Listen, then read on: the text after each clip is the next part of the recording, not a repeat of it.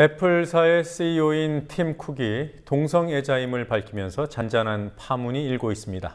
동성애 반대론자들의 비난도 있지만 스티브 잡스가 할 수 없는 방식으로 미국을 변화시켰다는 칭찬도 나오고 있습니다. 매주 금요일 한반도와 국제 문제를 조망해보는 시간입니다.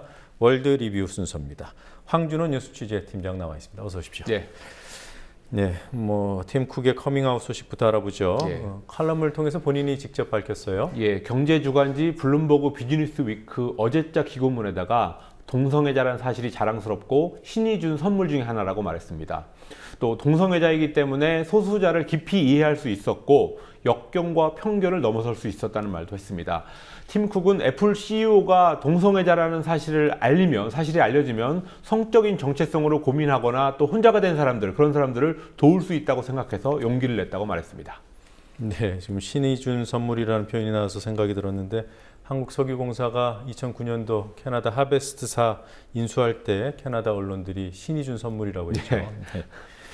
자, 동성애 반대자들 비난이 나왔겠지만요. 우호적인 평가들이 많더군요. 그렇습니다. 팀 쿡의 기고문 중에 이런 대목이 있었습니다. 내가 다른 사람들의 희생으로부터 얼마나 많은 혜택을 입었는지 잘 알고 있다. 이런 대목이 있었는데요. 이제 그래서 본인도 다른 사람들을 앞으로 돕고 싶다 이런 얘기인데 여러 사람들이 이 문구를 언급하면서 팀 쿡을 응원하고 있습니다.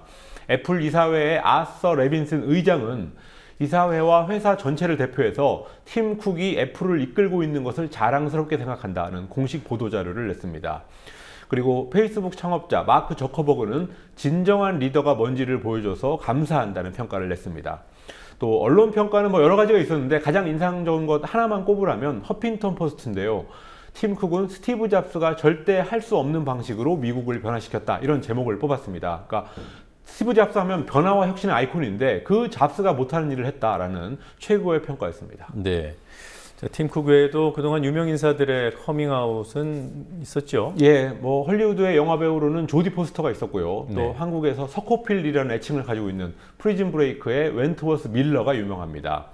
그리고 미국 정치권에서는 바니 프랭크 전 민주당 하원 의원이 1987년 미국 의원 최초로 동성애자라는 것을 고백했고 또 2012년 재작년이죠. 매사추세츠주에서 동성 결혼식을 올리기도 했습니다. 언론계 같은 경우는 CNN의 간판 앵커 앤더슨 쿠퍼가 재작년에 동성애자라고 밝혔습니다.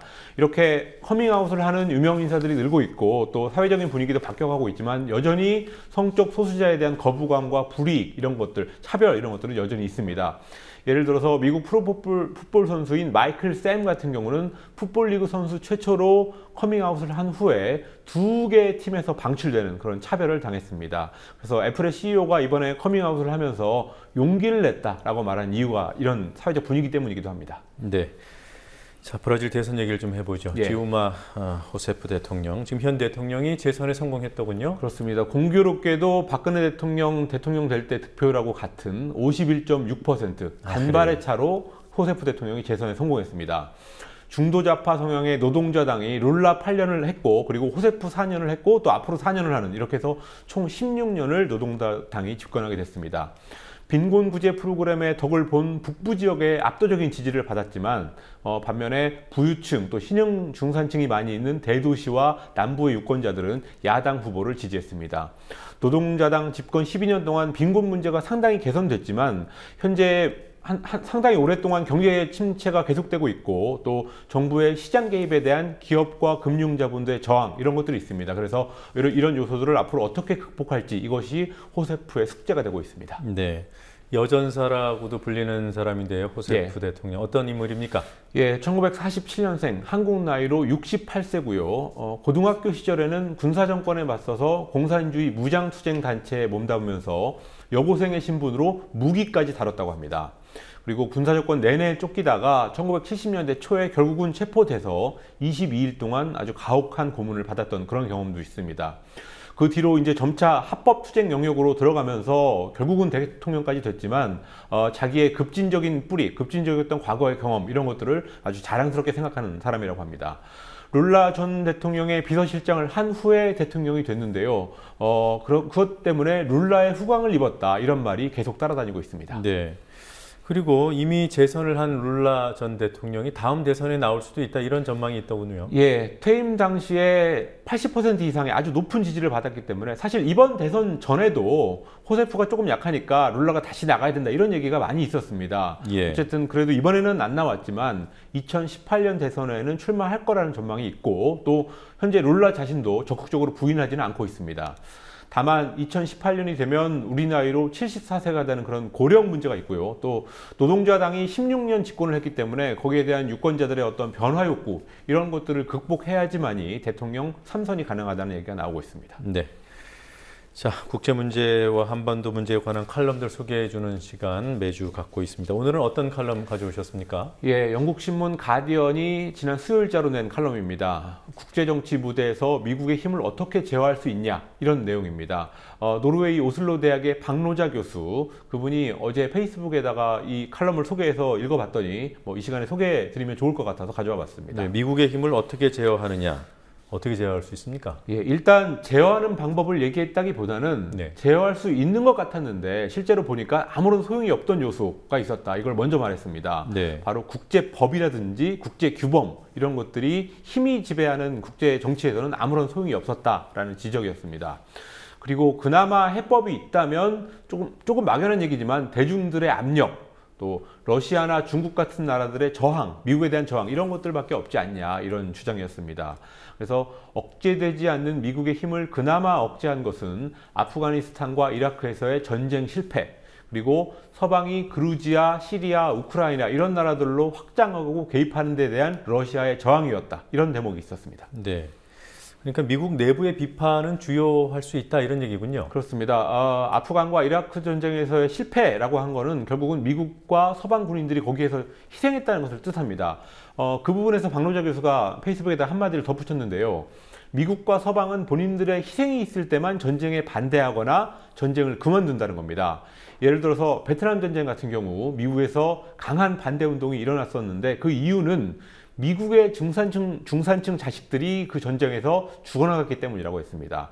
반대로 1999년 세르비아 폭격이라든지 또 재작년에 있었던 리비아 폭격 이런 때는 서방 군인들의 희생이 전혀 없었기 때문에 서방에서 무관심했다고 말했습니다. 그렇게 미국이나 서방이 무관심한 경우에는 중국이나 또 러시아, 중남미 같이 미국하고 다른 입장을 가진 나라들이 역할을 좀 해야 된다. 그렇지 않으면 전횡을 막을 수 없다. 미국의 전횡을 막을 수 없다. 이런 얘기를 강조하는 칼럼이었습니다. 네. 그리고 국내 언론에 실린 칼럼도 하나 갖고 왔어요. 예, 지난 월요일 경향신문에 실린 대북 전단 살포는 통일부 장관 승인사항이라는 제목의 글입니다. 전남대 법학전문대학원의 김하중 교수가 썼는데요. 지금 이분은 교수지만 검사 출신이고 또 통일부 장관 법률보좌관을 지냈기 때문에 남북관계와 관련된 법규에 특히 밝은 분입니다. 근데 이명박 정부 초대 통일부 장관이었던 김하중 장관하고는 동명이인입니다. 아, 그렇군요. 예. 핵심 내용이 뭡니까? 북한으로 물품을 반출하려면 통일부 장관의 승인을 받아야 된다라는 남북교류협력법 13조, 14조가 있는데 전단 살포 행위는 바로 그 조항을 위반하고 있다는 주장입니다. 여기에 대해서 통일부는 전단의 경우는 북한에서 받는 사람이 정해져 있지 않은 그러니까 불특정인을 상대로 보내는 거기 때문에 장관 승인 대상이 아니다 이런 논리를 펴고 있지만 그것은 틀린 거라는 주장입니다. 김하중 교수는 통일부 장관의 승인 대상이 되는 행위는 대가의 유무를 가리지 않는 물품의 이동임을 법문상 명백하다라고 하면서 승인 대상인 반출과 반입이라는 개념은 어떤 특정한 상대방을 필요로 하지 않는 개념이다라고 말했습니다. 네, 좀 수긍이 가는 설명이군요. 예. 뉴스케이가 비행금지 구역에서의 그런 그 풍선 날리는 것이 예. 항공법에 위배될 수 있다는 점을 지적했습니다만 그렇습니다. 지금 이제 남북협력교류법까지 위반할 수 있다 이런 거군요. 그렇습니다. 그러면서 정부를 향해서 강력한 반문을 하나 내놨습니다. 어떤 거냐면 가령 풍선에 군사용으로 전용될 수 있는 고성능 노트북이라든지 또 미사일 개발에 사용되는 전략물자를 매달아 보내는 행위를 하더라도 그거를 받게 될 사람이 특정되지 않았으니까 통일부 장관 승인 대상이 아니라고 할 거냐 이런 강력한 질문을 했는데요. 이런 질문에는 통일부가 어떤 답을 내놔야 될 것 같습니다. 네. 자, 여기까지 보겠습니다. 수고했습니다. 예.